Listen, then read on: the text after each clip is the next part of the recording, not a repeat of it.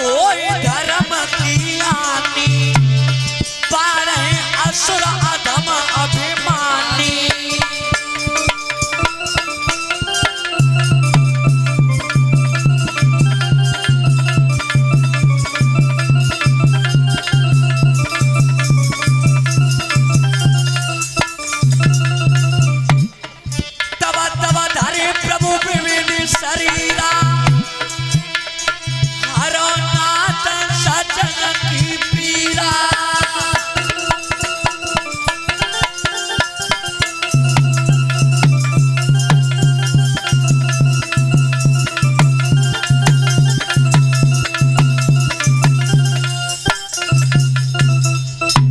जब जब होई धर्म की हानि और बारे असुर अधम अभिमानी, तब तब धरे प्रभु विविध शरीरा और हरो नाथ सज्जन की पीरा। जब जब अत्याचारी भर जाते हैं पृथ्वी पे, उनको भार कम करवे के लिए हर युग में भगवान प्रकट है क्या आवत है। ये तुलसीदास लिख रहे हैं और भगवान कृष्ण गीता के उपदेश में लिख रहे हैं, यदा यदा हे धर्मस्य ग्लानिर्भवत् भारत अभ्युत्थानम् अधर्मस्य तदात्मानं सृजाम्यहम् हम परित्राणाय साधूनां विनाशाय च दुष्कृतां धर्म संस्थापनार्थाय संभवामि युगे युगे।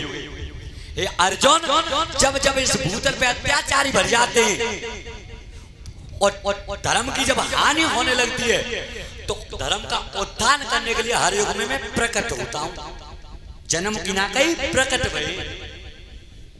तो ध्यान रखना, आज तुम्हारे सामने पर भगवान के अवतार के बारे में बता रहे हैं। तो मथुरा के एक चक्रवर्ती राजा हुए थे आहुक महाराज। आहुक महाराज के दो पुत्र है, देवक और उग्रसेन। देवक महाराज की 7 कन्याएं, 7। उग्रसेन महाराज की जो घरवाली थी जिसका नाम था पवन रेखा। पवन रेखा। तो ध्यान रखना, राजघराने की बात रहे। एक दिन की बात है, पवन रेखा अपनी साथी सहेली ने लेके जंगल में बिहार करने के लिए चली है, जंगल में। तो आज पवन रेखा जब जंगल के लिए चली है, तब गति कौन सी बन रही है? कैसे? अरे सोच समझ के मैया ने और पानु लो सजाई रे।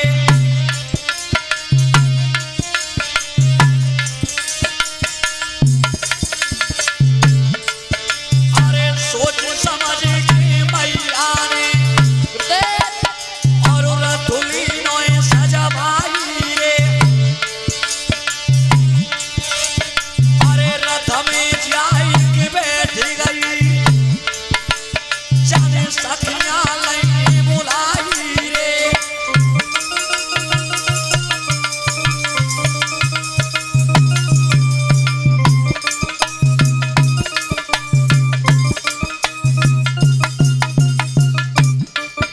अरे मातर भन कर चली,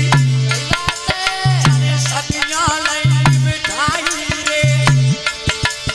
अरे सारथी कुआ दे सुदयो घोड़ा दे भराई रे।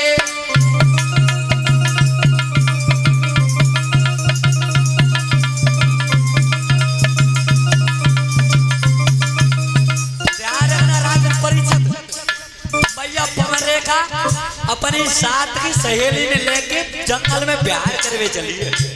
टहलवे के टाइम आज 7 की सहेली बुला के रतन बैठाई।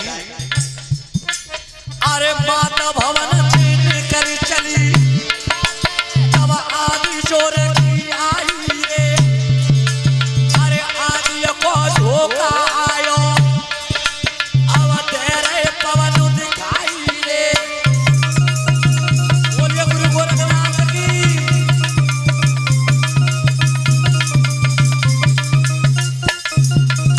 ध्यान रखना, मैया पवन रेखा जैसी मेहनत चली तो जंगल में जब पहुंचे तो आंधी आई है बहुत तेज।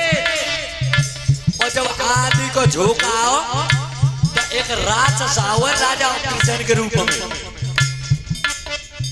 हो ना हरे कोई खूब जवैया विधि की लिखी मिट्टी अतिनाई पापी एक चलो अपना धरती उग्र सेन की शकल बनाई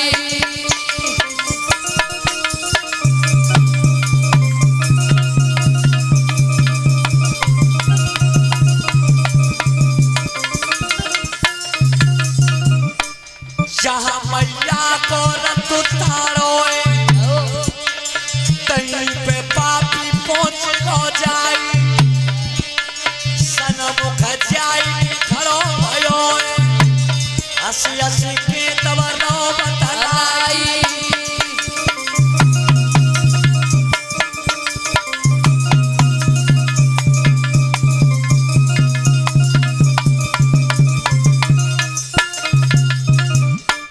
ध्यान रखना आज मैया पवन रेखा जंगल में जब गई तो एक दुर्मिलक नामक और राक्षस उग्रसेन महाराज को भेष बना के आओ जो पति थे का पवन रेखा के उनके रूप में आओ पवन रेखा के सामने और आंधी में पवन रेखा अपनी साथ की सहेली से बिछड़ गई जंगल में। तो ध्यान रखना कुछ कथावाचक ऐसा बताते हैं कि राक्षस ने पवन रेखा के साथ में छल किया है, ऐसा कुछ नहीं है, ये सब अज्ञान की पंचायत है। ऐसा प्रमाण है कि जब मैया पवन रेखा जंगल में घूमने गई तो बा समय पे उधर में कोई संतान गर्भ पल रहा था, गर्भ में कोई संतान थी, लेकिन वह दुष्ट राक्षस की नजर पड़ने थे सामने थे, बाकी जो आचार विचार जो हत्याए पे वह गर्भ में आए, दुर्मिलक नाम के राक्षस की नजर पड़ने से हैं? आज तुम देख लो कोई माता बहना अगर गर्भवती हो तो बिना रामायण की गीता और रामायण की किताब पढ़ने की सलाह दी जाती है ताकि जो बच्चा गर्भ में तो बाप संस्कार बढ़िया हमें। तो ध्यान रखना, तो दुर्मिलक नाम के राक्षस ने मैया पवन रेखा के जब लक्षण आए हैं, दुर्मिलक नाम के राक्षस के पवन रेखा के उदर में जो बच्चा पला था उसके ऊपर, तो ध्यान रखना ये वही काल नेमिता राक्षस जिसने त्रेता युग में हनुमान जी की रास्ता को रोका था, ये वही काल नेमिता जिसने त्रेता में हनुमान जी की रास्ता रोकी थी।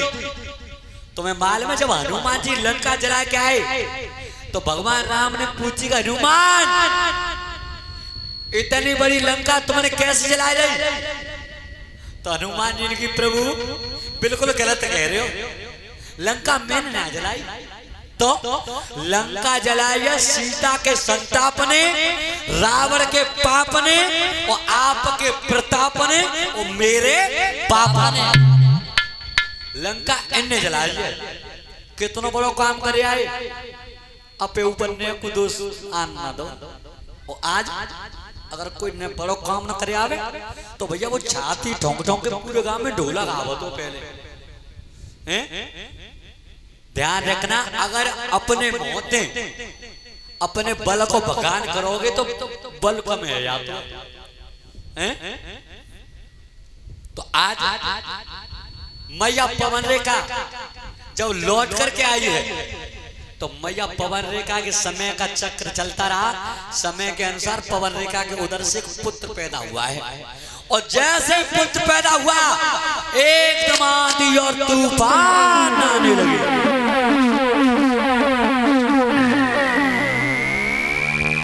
और जब जब राक्षस पैदा होता है तब आंधी और तूफान नहीं आवता है, मैंने अकेले फूल बस। तो ध्यान रखना, जब पवन रेखा के पुत्र पैदा हुआ उस पुत्र का नाम रखा गया है कंस। कंस और कंस धीमे धीमे जब नौजवान हो रहा है, ध्यान रखना अत्याचारी बन गए, काऊ के पाल के ले जावे नारे हेठे जमुना जी में डुबाया, काऊ के गैया में खोले आवे।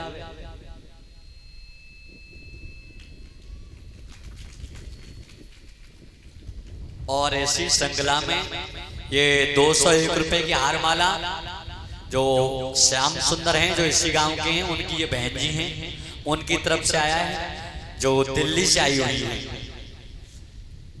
उनकी तरफ से भगवान से, बाबा से मैं यही आराधना करूंगा कि बाबा इन्हें इनके मार्ग पे आगे ले जाता रहे और सदैव